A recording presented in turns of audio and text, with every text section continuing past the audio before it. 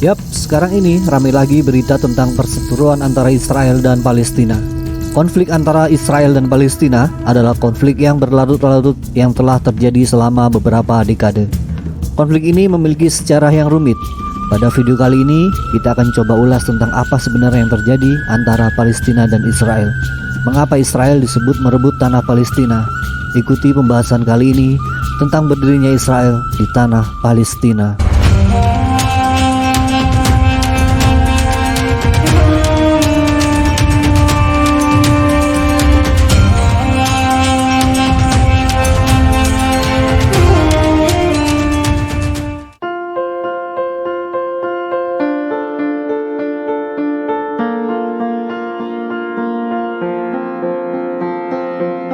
Palestina dan Israel berada pada tanah Jazirah Arab yang berbatasan dengan Yordania, Mesir, Lebanon, Syria, dan Laut Mediterania.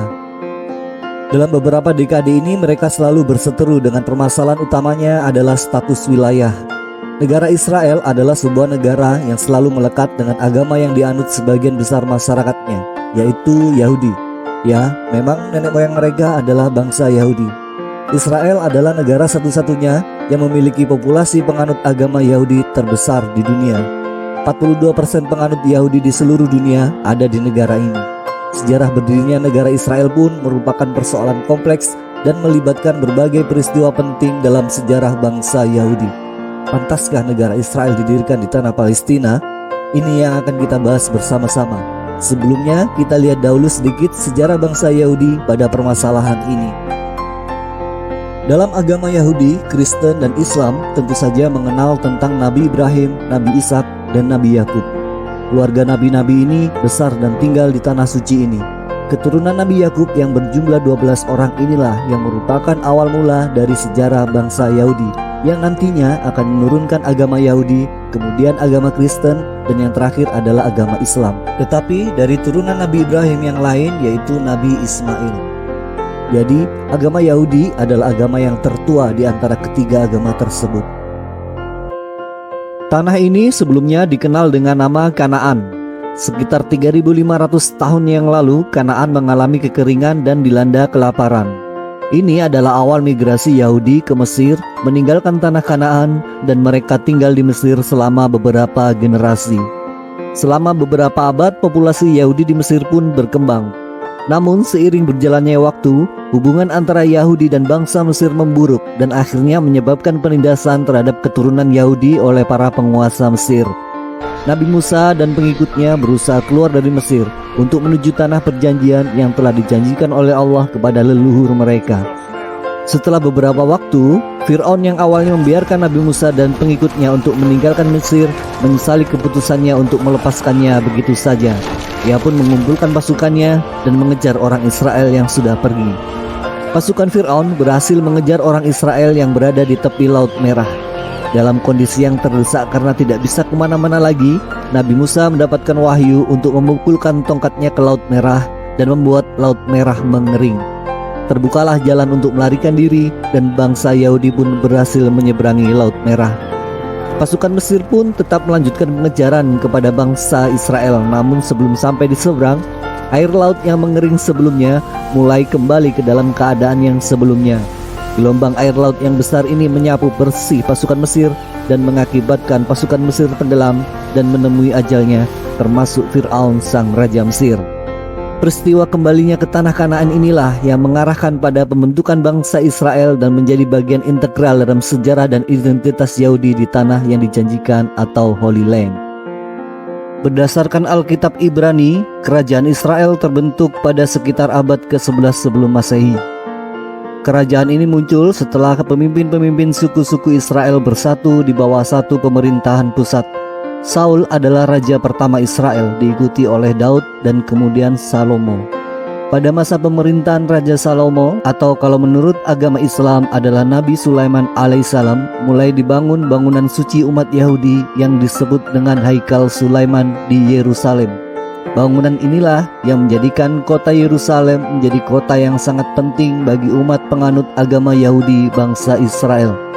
Setelah kematian Raja Salomo pada sekitar tahun 931 sebelum Masehi, kerajaan ini terpecah menjadi dua kerajaan yang terpisah akibat ketidakpuasan beberapa suku Israel dengan kebijakan pajak dan kerja paksa yang diterapkan. Di bagian selatan menjadi kerajaan Yudea atau Yehuda, sedangkan di bagian utara menjadi wilayah kerajaan Israel. Pada tahun 720 sebelum Masehi, kerajaan Israel di utara mengalami kondisi terpecah belah, perang saudara, dan pemimpin-pemimpin yang bermasalah. Pada tahun 720 sebelum Masehi, Israel bagian utara jatuh ke tangan Kekaisaran Neo Assyria atau bangsa Asyur. Sejumlah besar penduduk Israel di utara ini diasingkan dan tersebar ke berbagai wilayah. Peristiwa ini merupakan awal tercerai-berainya orang-orang Israel dari tanah yang dianggap suci ini. Kerajaan Yehuda di selatan yang bertahan juga tidak luput dari kehancuran. Kerajaan Yehuda menghadapi ancaman dari kerajaan-kerajaan besar termasuk kerajaan Babilonia. Akhirnya Yehuda juga jatuh ke tangan Babilonia pimpinan Bapak Raja Nebukadnezar II pada tahun 586 sebelum Masehi, disertai dengan tindakan penghancuran bangunan suci Haikal Sulaiman yang pertama. Dan ini mengakhiri kerajaan Yehuda serta membawa penduduk Yahudi ke dalam masa-masa pembuangan. Setelah tanah suci ini tidak lagi dikuasai oleh bangsa Babilonia karena kekalahannya dari bangsa Persia, pimpinan Raja Persia yang bernama Koresi II atau Sirus yang Agung pada tahun 550 sebelum Masehi. Koresi II memberikan kebijakan toleransi agama yang memungkinkan berbagai kelompok agama untuk mempraktikkan keyakinan mereka dengan bebas. Hal ini membuat beberapa orang Israel mulai berdatangan lagi untuk kembali ke tanah suci ini. Pada tahun 332 sebelum Masehi, Alexander Agung yang merupakan Raja Macedonia menaklukkan Kekaisaran Persia yang luas termasuk Yerusalem. Alexander sangat menghormati agama Yahudi dan tidak merusak kota Yerusalem. Ini memungkinkan bangsa Israel penganut Yahudi menjalankan ibadah mereka tanpa gangguan. Aman sentoh salah pokoknya, gak disakiti dan gak lontang-lantung di negara orang. Pada tahun pertama Masehi, lahirlah seorang nabi yang berpengaruh terhadap agama Islam maupun agama Kristen. Yap, nabi ini adalah Isa alaihissalam atau Yesus Kristus. Yesus Kristus merupakan turunan Yahudi, lahir di kota Bethlehem dari seorang ibu yang bernama Maryam. Namun, bukan Yahudi kalau nggak bikin masalah.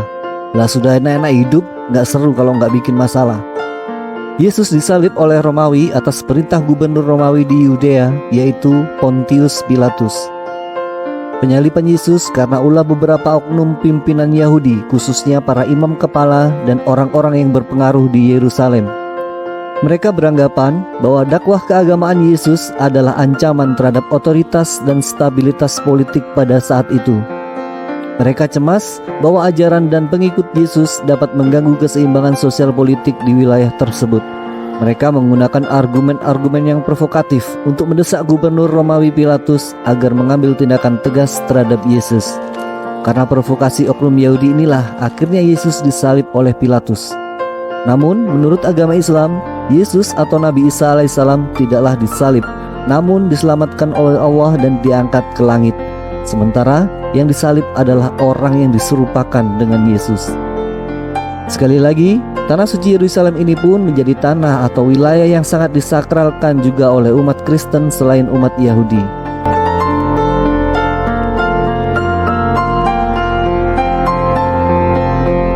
Selama beberapa tahun, tanah suci ini pun berada di bawah penguasaan Romawi.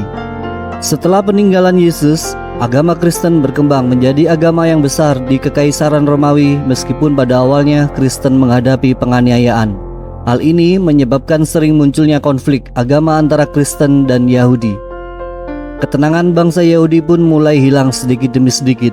Pemerintah Romawi yang penganut agama Kristen memberlakukan pajak yang sangat berat terhadap penduduk Yahudi yang menyebabkan ketidakpuasan. Namanya juga penguasa, ya mau apa saja kan bisa, bener gak bro? Pada tahun 66, konflik antara penduduk Yahudi dan pemerintah Romawi semakin memanas dan akhirnya memuncak dalam apa yang dikenal dengan pemberontakan Yahudi pertama. Pemberontakan ini dipimpin oleh kelompok pemberontakan Yahudi yang dikenal dengan Sakaris Zelot. Pada awalnya, pemberontakan ini berhasil merebut beberapa wilayah di Yudea dari tangan Romawi, termasuk Yerusalem, dan mengusir pasukan Romawi yang bermarkas di kota tersebut. Pada tahun 67, pasukan Romawi di bawah kepemimpinan Jenderal Titus Vespasianus mengepung Yerusalem. Pengepungan Yerusalem berlangsung selama 3 tahun, mengakibatkan penduduk Yahudi yang terkepung mengalami kelaparan dan banyak terjadi wabah penyakit. Hal ini semakin melemahkan pertahanan. Pada bulan Agustus tahun 70, pasukan Romawi berhasil memasuki Yerusalem. Setelah pemberontakan Yahudi pertama, wilayah Yudea jatuh di bawah kekuasaan langsung Romawi dan menjadi provinsi Romawi dan berganti nama menjadi Iudaia. Pada tahun 132 Masehi, pemberontakan Yahudi kedua meletus. Pemberontakan ini dipimpin oleh Simon Bar Korba yang dianggap sebagai Mesias oleh beberapa Yahudi pada saat itu. Namun pasukan Romawi yang dipimpin oleh Kaisar Hadrianus berhasil memadamkan pemberontakan ini sekitar 3 tahun lamanya, yaitu pada tahun 135. Pemberontakan Yahudi kedua berakhir dengan kekalahan yang telak dan penindasan yang lebih besar terhadap kaum Yahudi. Sekali lagi, saking jengkelnya dengan Yahudi, Hadrianus juga mengganti nama provinsi Yudea menjadi Syria Palestina sebagai upaya untuk menghilangkan identitas Yahudi dari wilayah tersebut. Yahudi yang terusir untuk kesekian kalinya dan bertebaran ke seluruh penjuru dunia, namun mayoritas menuju wilayah Eropa. Peristiwa inilah yang dikenal dengan diaspora. Diaspora. Otomatis mereka tidak punya negara dan lontang-lantung di negara orang.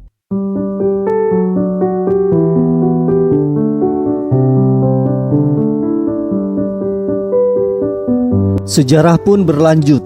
Pada abad ke-7, di daerah gurun pasir Arab Saudi, pada tahun 570 di kota Mekah, lahirlah seorang tokoh yang akan membawa munculnya agama Islam, yaitu Nabi Muhammad SAW. Yang nantinya agama Islam akan berkembang dan juga berpengaruh terhadap tanah suci ini. Seiring berjalannya waktu, pertumbuhan agama Islam ini berdampak pada pembentukan pemerintahan yang besar dengan perluasan wilayah Islam ke sejumlah wilayah-wilayah, termasuk Mesir, Suriah, Persia, dan sebagian besar wilayah Kekaisaran Romawi, termasuk wilayah Yerusalem. Sebelum penaklukan Yerusalem, pasukan Muslim di bawah pimpinan Khalifah Umar bin Khattab berhasil menaklukkan Damaskus pada tahun 634, yang pada saat itu merupakan bagian dari Kekaisaran Romawi. Penaklukan Damaskus adalah langkah awal dalam ekspansi wilayah Muslim di wilayah Timur Tengah. Tahun 637, pasukan Muslim kemudian bergerak menuju Yerusalem dan kota ini pun dikepung selama beberapa bulan. Pengepungan ini bertujuan untuk menghindari konfrontasi yang dapat mengakibatkan banyaknya korban jiwa. Daripada menyerang kota tanpa henti, mereka memutuskan untuk melakukan pengepungan sampai Romawi kehabisan pasokan dan penyerahan diri dapat dilakukan tanpa pertumpahan darah. Sophronius yang merupakan uskup agung pimpinan Yerusalem menawarkan untuk menyerahkan kota tersebut dengan syarat Khalifah Umar datang sendiri ke Yerusalem dengan menandatangani perjanjian dan menerima penyerahan. Pada awal April 637, Umar tiba di Palestina. Setibanya Umar di Yerusalem, sebuah perjanjian yang dikenal sebagai Perjanjian Umayyah dibuat. Mereka menyerahkan kota tersebut dengan damai dan memberikan syarat kebebasan sipil dan beragama kepada umat Kristen. Yerusalem tetap berada di bawah kekuasaan Muslim sampai direbut oleh tentara salib pada tahun 1099 selama Perang Salib Pertama. Untuk kelanjutannya ada di part 2.